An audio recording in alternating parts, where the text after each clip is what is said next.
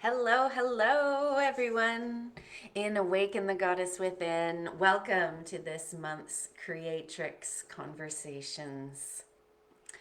I I am so happy, as I am every month. I love these monthly Creatrix Conversations as our opportunity to connect and share ideas and inspiration. And today, for this month, I've really been feeling this kind of back to basics energy.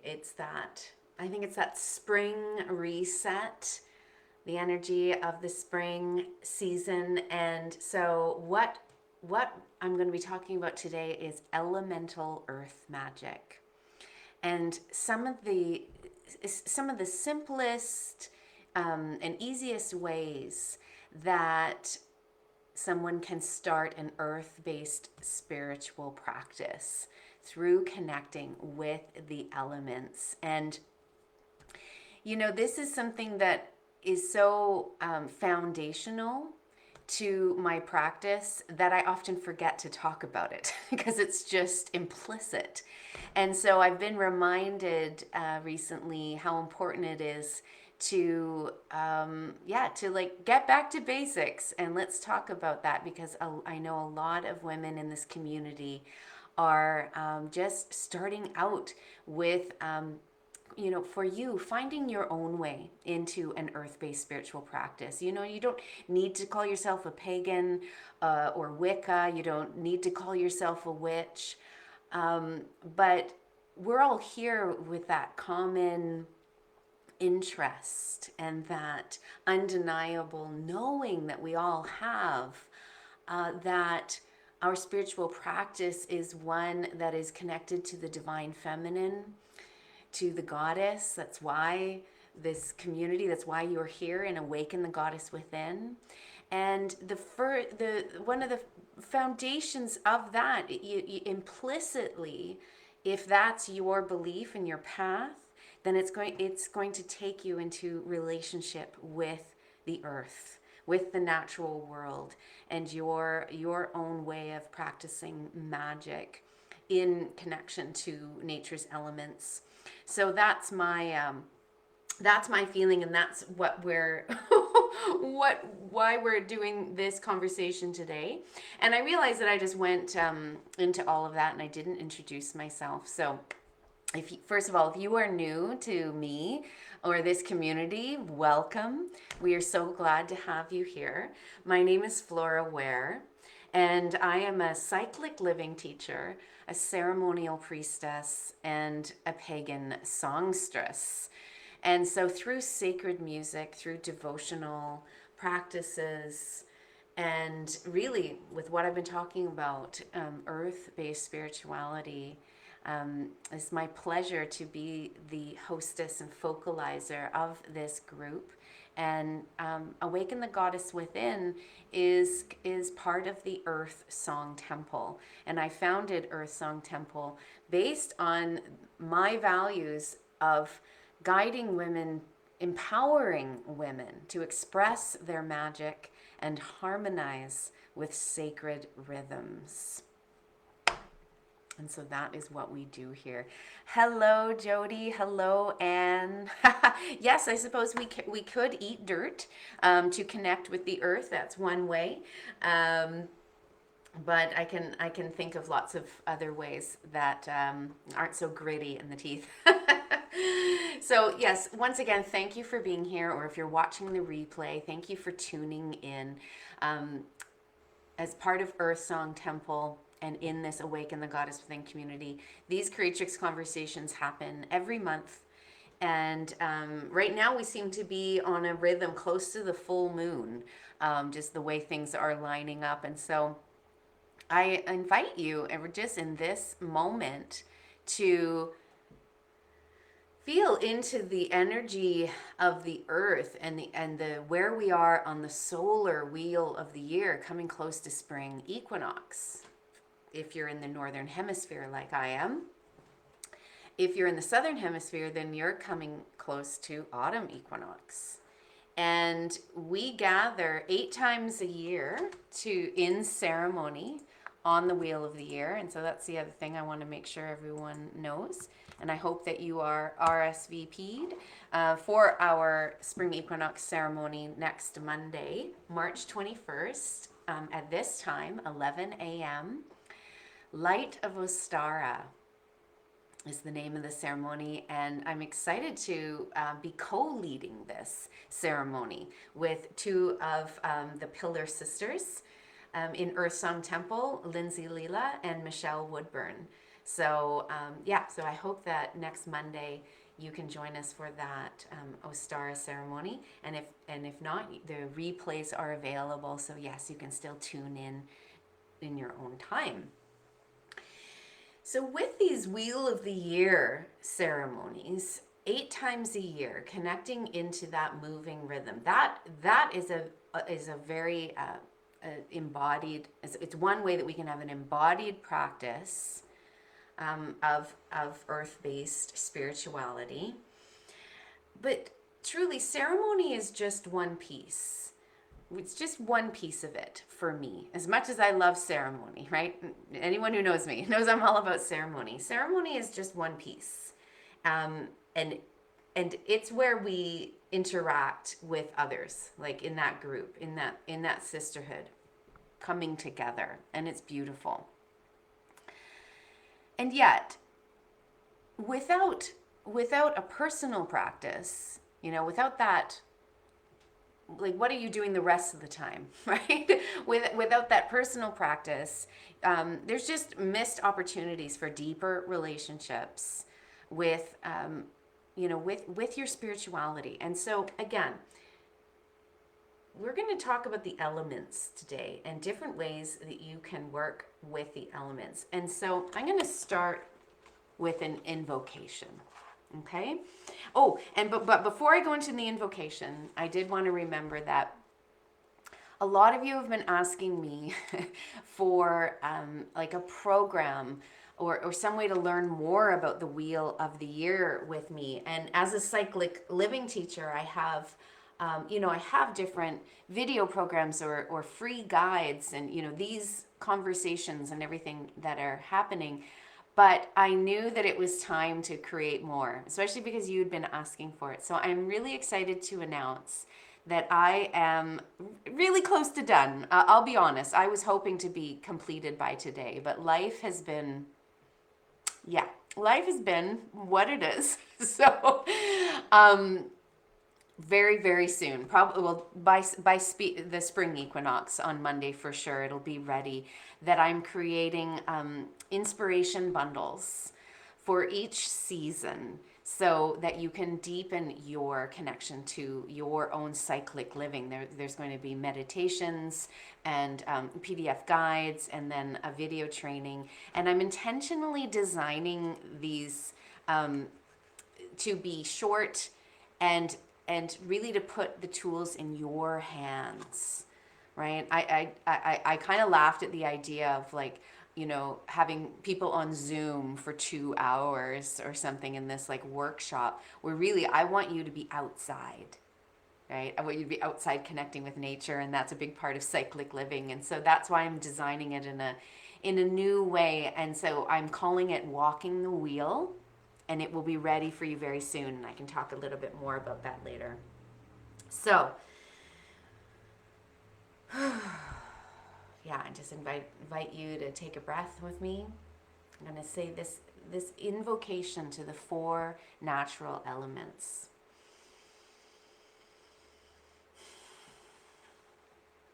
Hail and welcome air, messenger of the east, element of sunrise and new beginnings. Welcome air.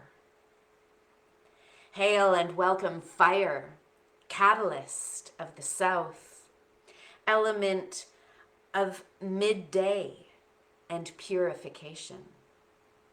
Welcome fire. Hail and welcome water, transformer of the west, element of sunset and remembrance. welcome water. Hail and welcome earth, guardian of the north, element of midnight and wisdom. Welcome earth.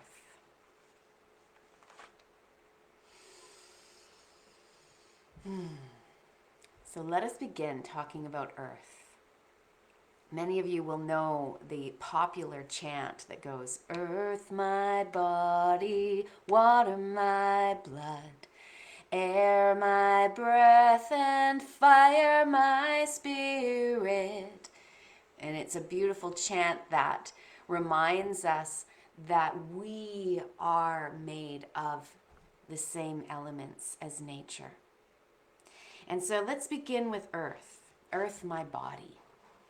So earth, of course, when you want to represent this, you want to work with these elements, there's many different ways that you can. One way is the obvious element, right? Having a bowl of earth, soil on your altar, for example, or bringing that into your ritual. Like it can, of course, be that on the nose, if you will. Bring in some earth, some soil, or a potted plant, right? A potted plant that's in soil can be part of your ritual or on your altar. But of course, stones are of the earth. Crystals come from the earth. And I also love to use things like pine cones that come from the trees that are of the earth, right? Yeah, beautiful pocket stones. So the other way, of course, because I really want this in the spirit of back to basics, and when I think about someone who's really just starting out, casting my mind back all those many years, don't let anything stop you. Like if you think, oh well, I don't have a potted plant. Oh, okay. It's like, and you can find a stone from anywhere, or you could find a picture of a tree that you could use. You maybe already have something that represents the element. If you feel like you can't, bring that and work with it. So really look at that. And also I recognize that creating altars isn't going to be everyone's path.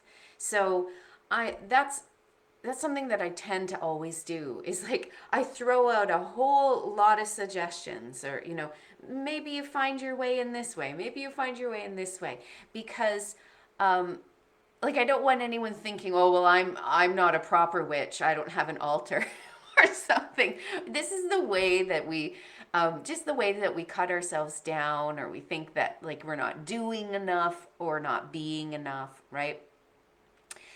We want to get that mindset out of our magical practice as much as possible, because truly all you need is your body. Earth, my body. And all you need to make magic, to be magic, is you, your body, your hands, your voice, your thoughts, your passion, your spirit, right? I cannot emphasize that enough. If you feel like, oh, I don't have anything representing the earth element, okay, well, how about your body? Right? Your body. And one of my favorite suggested practices is for you to go out into nature and lean your back against a tree or against a stone and sit and quiet the mind and feel into the strength of the earth element. Feel into the groundedness of the earth element, and through your connection with the tree, or with the stone, or whatever it is. And again, yes, you can still do this on a park bench. right? You can do this on a park bench with, people walking by. You definitely still can. But again, starting out, for anyone starting out, you want to create as much ideal conditions as you can, right? You want as much as you can, creating the best conditions for you to explore this. And because then as you get more adept, it's like you're able to just drop in anywhere, in a busy crowd, or on your meditation cushion, right? So that's why I'm saying that. It's interesting that in my group poll recently, where I said, which element do you connect with the most? Earth, air, fire, water, and ether, right? The fifth element, we're going to talk about that too. Earth was mentioned the least. So I just find that interesting. And of course, my little poll is not an extensive poll of which element people feel connected to, but I did notice that earth was named the least, the least frequently, and an element's connected to. And I think that's interesting because, again, coming back to earth-based spirituality, I think it's pretty vital for us to have a connection to earth. And the last thing I'm going to say about this is that gardening of any kind nurtures your relationship to earth. And it doesn't need to be a big garden, right? It just can be a little container of, parsley that you grow for yourself in the kitchen. So gardening of any kind nurtures your relationship to earth. And that's something too that just becomes like an everyday ritual, where it's not like so specific, all the time. So think of that. I especially want to encourage any of you that feel quite disconnected from any of these elements to explore them, right? Explore them. Sacred sticks. Yeah. So when you go out walking, a stick that finds you and becomes that sacred stick. Yeah, I love it. Thank you for naming that. Great. Okay, so let's move on to air. You are so connected to earth and you can't wait to plant your huge garden. See, and that's your joy and your pleasure, and so that's wonderful, right? And me too. Like, I love a big garden. I finally have the herb garden that I've like always dreamed of my whole life. I last summer I came to that recognition. I was like, the herb garden that I've always dreamed of having, I actually have now. And that's special to me. But not everyone likes the same things, right? Different strokes for different folks. But just think about, like, what is one way that you would enjoy in connecting more to the earth element. Okay, moving on to air now. So remembering, earth connected to the body. Air is the mind. Air is the mental realm, thoughts. And it's that's a very, it's the messenger element, right? It's connected to a lot of Greek, a lot of gods and goddesses that are the messengers.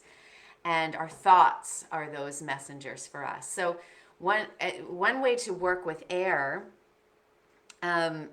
is, of course, to do something that makes the air more visible, right? Like incense and any kind of sacred smoke.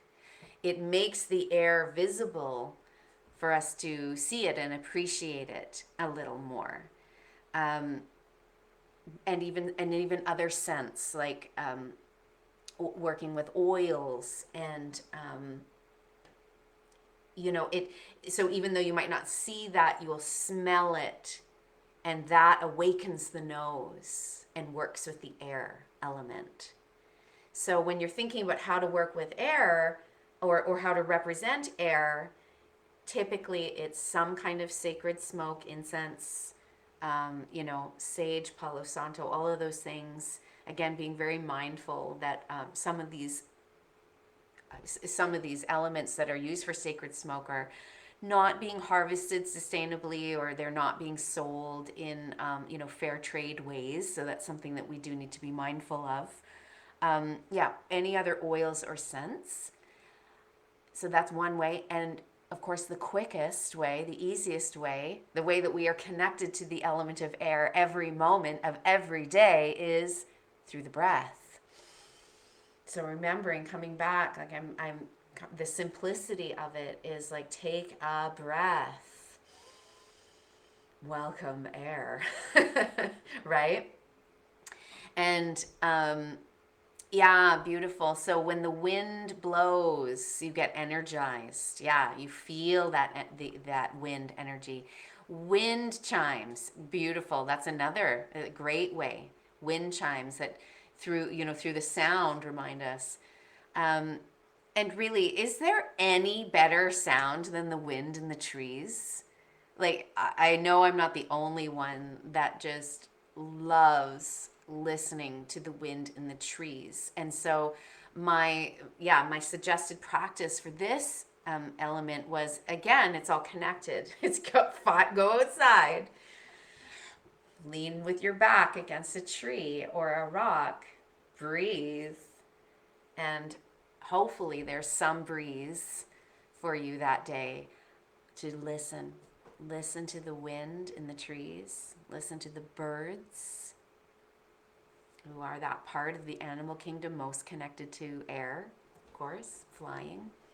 So just listening and breathing and feeling connected to the earth and the air. And I'm going to keep on adding layers to that suggestion. But really, when we use our skill of listening to help us quiet the mind, it's so powerful. And as someone who typically struggles to quiet the mind, this is something that I've needed to do. It's listen to what's around me, and being in nature is the best for that, because if we're inside, it's often just very quiet. It's like, oh, I hear the hum of the fridge. That's not very inspiring. But when we're outside, we can listen, and we just train ourselves to listen. And then eventually, the thoughts come back, and when I catch myself listening to my thoughts, instead I go, oh, breathe that out, go back to listening. And as soon as I start thinking again, it's like I'm training. What am I listening to? Am I listening to my mental chatter? Or I want to listen. I come back to listening. Quiet the mind. Listen, quiet the mind. It helps us move from small mind to universal mind. Right? Which is something that I think we all need to do more often. The small mind will always be there for us to return to, right? Like our mental chatter will always be there. But the more that we can use that skill of listening and connecting with the element of air, it brings us into full presence, which is also powerful. Okay, moving on to the element of water. Sorry, deciding there. Okay, the element of water. Just like earth, my body, air is mind. Water is really connected to our emotions, our emotional body. And it is also really associated with the moon, with lunar energy, water. So feeling into that. Of course, it's very fluid. It's water is really a shape-shifting element, which I love, right? Water can be liquid, solid, or gas. And actually, I don't have time to talk about that right now, but I've been invited to be part of this really amazing science and spirituality project. This water researcher is just looking more at water as a holder of memory and consciousness, and recognizing the similarity between the triple goddess archetype and the shape-shifting and the triple states of water. Anyway, it's really cool. Like I said, I don't have time to talk about that, but I wanted to mention it if I share a bit more. about that. So to connect with water, being in water or being near water is, again, those ideal conditions that I was talking about for when you're getting started. So if there's a little creek or a stream, or if there's a big lake or a big ocean that you can go to, whatever it is, I recommend you go there and find that tree to sit by the water and breathe in the air and listen to the trees. You see where I'm going with this, right?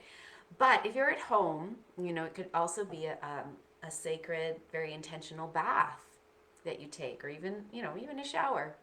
And also for your altar, of course, in any ritual practices, again at home, water is most often placed in some kind of bowl or a chalice, right?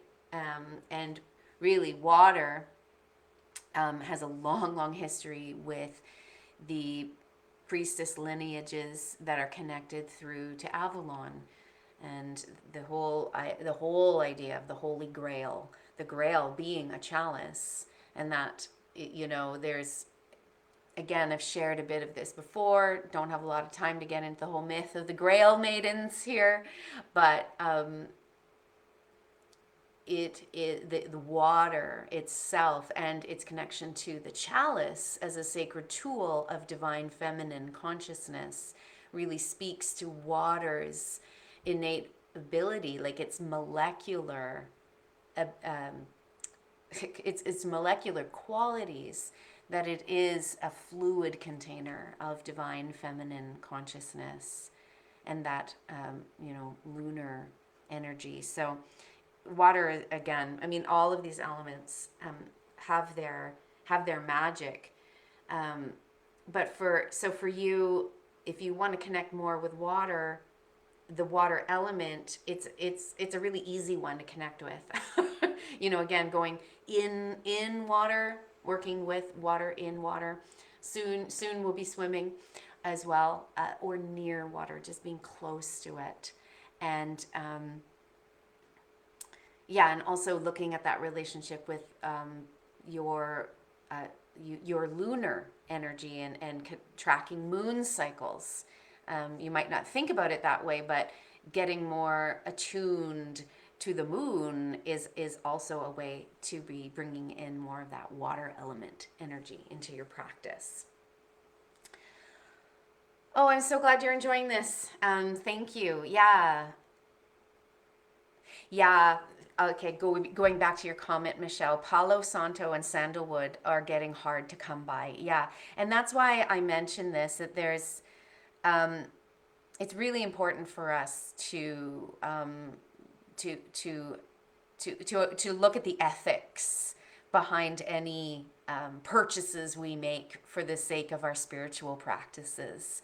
Not just cultural appropriation issues, but very much like how are these things being harvested? Even crystals, I hate to jank the vibe here, but it's like, do we know that even the crystals we have are being harvested?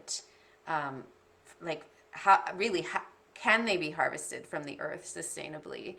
I've noticed that for myself. It's like, I'm against mining. Oh, but I'm buying crystals. So anyway, I digress, but and I'm noticing the time, so I'm gonna keep on going because we still have fire, the fire element. So for most baby witches, for most women starting out on any kind of path with this, the fire element and the candle magic or fire rituals seems to attract a lot of people first, not always. So this is it's a common one. And fire, I really feel, connects to like our creative ability, our creative power. It's definitely like our passion. It's our willpower. So it's connected to the emotional body, but it's also really our spirit. And yeah, there's so many options for magical practices, from candles all the way to bonfires. and we don't have time to get into all this, but the reason that our relationship with fire is still so strong is, and I love reminding people of this, that electricity is a rare, very new invention, right? It's a relatively new invention. 100 years ago, in 1922, it was not a given that houses, buildings were outfitted with electricity. And so thinking about that, we realize that until very recently, our light sources were the sun, the moon, and like torches and candles and fires. And so fire has long been that element that I think we used as like, this is what separated us from the beasts, right? When man learned how to create fire. And I really love the myth of Prometheus as a god that looked down basically and was like, maybe I'll help them out. Hey, give them a little bit of fire.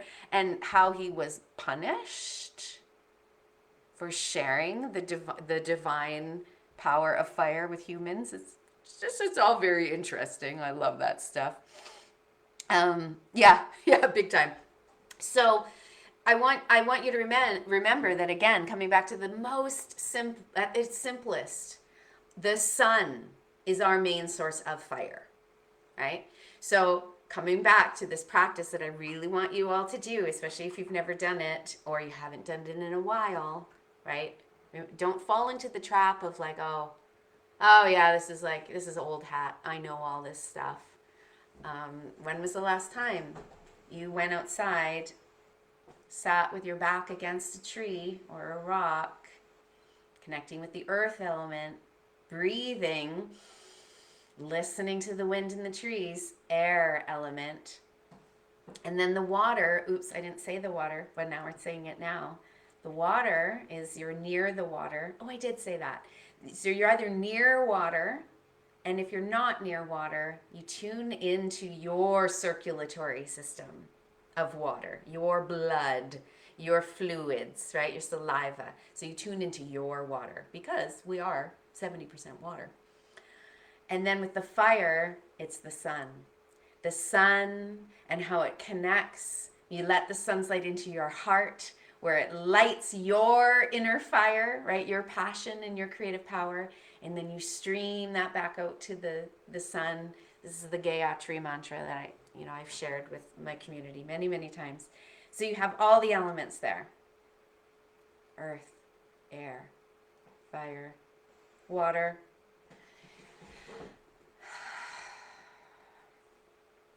And sit there in presence for a good long time. For a good long time. So what element have we not spoken about yet? We've spoken about the natural elements, or the terrestrial elements, they're also sometimes called. They're connected to Terra, right? Our earth. But there is a fifth element, and that's what makes the pentacle. This is pretty small, you can't quite see it, right? The 5-pointed star. It's the symbol of that harmonization of the elements, and also speaks to that harmonious relationship between humans and the environment. So anyone, which one have I not talked about? Oh, and it's 3333. I just saw it, the timer. That's so cool. Let's ether. The mysterious fifth element. The ancient Greeks called it the quintessence, which I love. Because the quintessence means that it's like the essence of the essence, the culmination of the four. The fifth element is the quintessence of the four. And so ether, in the more traditional sense, like whether it's the ancient Greeks or the alchemists of the medieval age, the ancient Greeks actually thought of ether like rarefied special air that the gods and goddesses breathed. Which is great too, because when you think about, they imagined them on Mount Olympus, like they just thought that they were like breathing ether. but in earth-based spirituality, we consider aether the spirit element, the the like the love, the spirit. It's what animates us. It's that indescribable, ineffable spark of aliveness. And it's considered, ether is considered in everything. It's like this space in between. It's liminal, and it's also the space beyond. Think about, like, they think about it too, like beyond the earth, beyond our atmosphere. So some people think about it more as like space. But for this context, it really is like our spirit, our spirit. And so in magical practice, working with the elements, it's like if we have the four natural nature, like the elements of life in balance, and when we activate it and we animate it through our spirit and through our intention. So it's accessed through meditation and through prayer and through ritual, of course. This is what I'm talking about, ritual. I love the connection of the earth and the sun and water and air. Yeah, good. Because it really is there. And so that's it. That fifth element, with when you're there, is really feeling your heart, your special je ne sais quoi, right? Your quintessence, your unique ether. And I really, yeah, it's really, the fifth element is such a wonderful, mysterious thing to talk about, because especially because there's there's no actual fact, right? So we can just like wax philosophical about ether for as long as we wanted, because there's nothing to prove or disprove. But my talk wouldn't have been complete today if I didn't at least mention ether. And so in your exploration of the four natural elements, it's like what then kind of brings it all together is your intent. It's your spirit. And so that's how you're bringing in ether.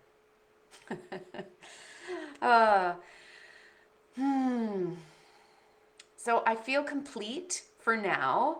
And again, I want to say that just if anyone listening really is starting out, I want you to feel excited, not overwhelmed, right? There's really no right or wrong way that you can do this. When your intention is to feel more connected to the living world, and how the spirit world moves through us in the living world, right? Because that's why I'm so passionate about earth-based spirituality. This is our home. There is no planet B. And so we need to remember how to live in harmony with the earth and with ourselves. And that will naturally flow out into how we relate harmoniously with others, right? It's, for me, earth-based spirituality is it's a path of peace and love. And so it's choosing that path of peace and love. And so I'm inspired to hear from you. If you are, please share with us in the group if you explore any of these practices. And like I said, I'm creating these walking the wheel inspiration bundles that will be available very soon. And as tools and just extra guidance for anyone that feels like they want that to support your own practice in cyclic living, right? And how you find your way into relationship.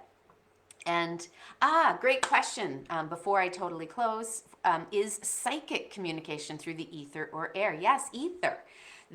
Ether, is considered that, ether and air. I love that, because it does, interact with our mental. We receive it. But I guess it's like, how do you receive intuitive messages? That could be different, right? Claircognizant, clairvoyant is different than clairsentient, feeling it, right? Clairaudient. But ether is considered a bit of like a transducer element. Like, yeah, so it is connected as a messenger element very much. Thank you for asking that. But again, there's no way to prove or disprove it. We are in the mysteries with that one. So again, I hope to see you next Monday for Light of Ostara, our spring equinox ceremony that I'm co-leading with Lindsay Leela and Michelle Woodburn. Very excited for that. And yeah, stay tuned for my announcement for these Walking the Wheel cyclic living offers that will inspire you. And thank you so much for tuning in. I continue to be so overjoyed with this community, and thank you for the opportunity to share. Yeah, so have a wonderful, wonderful day. Yes, oh good. Yes, these are the reminders, right? To get outside and listen. Listen, can you hear her? All right, bye for now.